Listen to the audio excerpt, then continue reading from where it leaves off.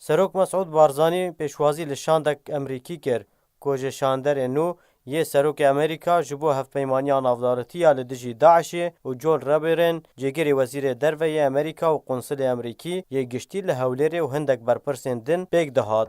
د جوینا سروک مسعود بارزانی بشان دا امریکی را بحثا روشا سیاسی یا عراق و هرما کردستان و دوری بگشتی هاته کرن به تایبت مجار نولهی و شر ترور کو تکزی هاته کرن لسر گرنگی جناورنا داعش جه دوری بگشتی و به دست خستن اولهی و آرامیه.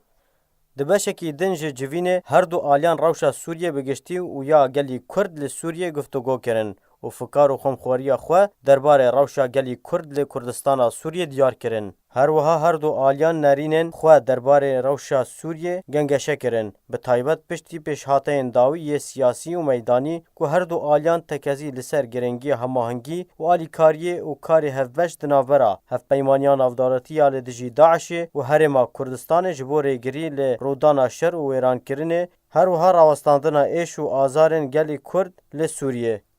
ده همان جوینه ده بحث هماهنگی دناورا امریکا و هرما کردستان هاته کرن که ده انجام ده داعش جدور هاته جناف برن. هر وها بحثا پروسه سیاسی دناورا هرما کردستان و حکومتا ناوندی عراق و هندک مجان دن ین گریدای دوره.